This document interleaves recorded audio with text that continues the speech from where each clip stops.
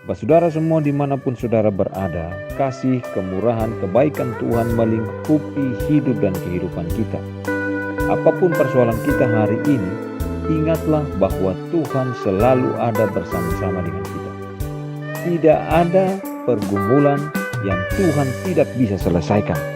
Tidak ada kesulitan yang Tuhan tidak bisa berikan jalan keluar kepada kita. Penyertaannya sempurna dalam hidup kita.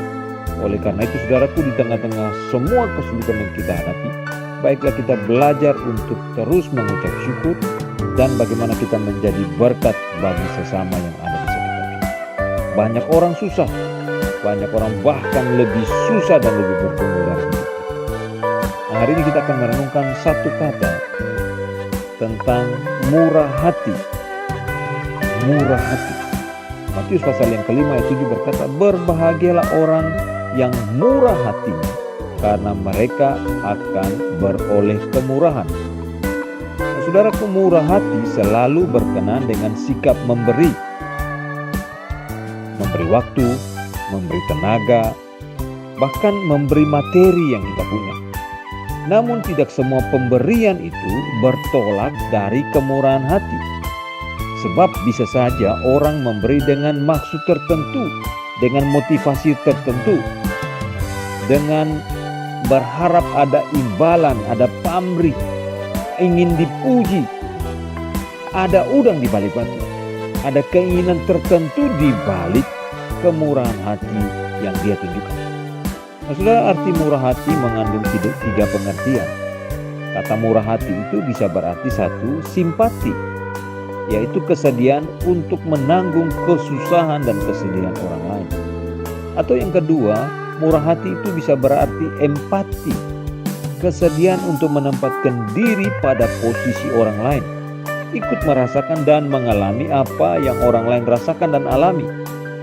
Atau yang ketiga saudaraku, murah hati itu bisa berarti pengampunan, kesediaan untuk memaafkan orang lain yang menyakiti kita, lalu memulai kembali relasi baru tanpa dibayangi dengan kebencian. Nah, saudara, pada zaman sekarang ini nilai-nilai kemurahan hati semakin terkikis dari kehidupan kita. Simpati contohnya menjadi sesuatu yang langka, bukan? Orang bisa sambil tertawa-tawa membicarakan musibah yang menimpa orang lain.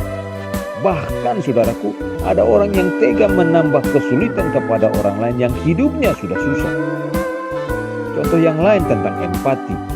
Empati semakin sukar ditemui di zaman yang sukar ini. Orang gampang melontarkan celaan, fitnahan, gosip, ejekan terhadap orang lain tanpa memikirkan bagaimana kalau mereka atau keluarga mereka sendiri yang mengalaminya. Saudara, begitu pula dengan pengampunan. Di dalam dunia yang penuh kebencian, jadi semakin mahal nilai pengampunan itu. Orang lebih berpikir mata ganti mata, gigi ganti gigi, pukulan ganti pukulan, bukan? Dunia semakin runyam dengan kebencian yang terus membara di dalam kehidupan setiap manusia. Nah, saudara, kemurahan hati itu sebenarnya adalah cerminan sifat Allah Bapa. Lukas pasal yang ke-6 ayat 36 berkata, hendaklah kamu murah hati sama seperti Bapamu adalah murah hati. Dan saudaraku, tugas kita adalah untuk menumbuhkan dan mengembangkan murah hati itu, kemurahan hati itu dalam kehidupan keseharian kita. Untuk itu kita bisa memulainya dari lingkungan yang paling dekat dengan kita. Orang yang murah hati berbuat baik kepada diri sendiri, tetapi orang yang kejam menyiksa badannya sendiri. Amsal pasal 11 ayat 17 berkata demikian. Amsal 19 ayat 17 berkata, saudara yang menaruh belas kasihan kepada orang yang lemah memiutangi Tuhan yang akan membalas perbuatannya berlipat kali ganda. Saudara, murah hati jangan karena terpaksa. Murah hati dilakukan jangan karena saudara ingin pujian.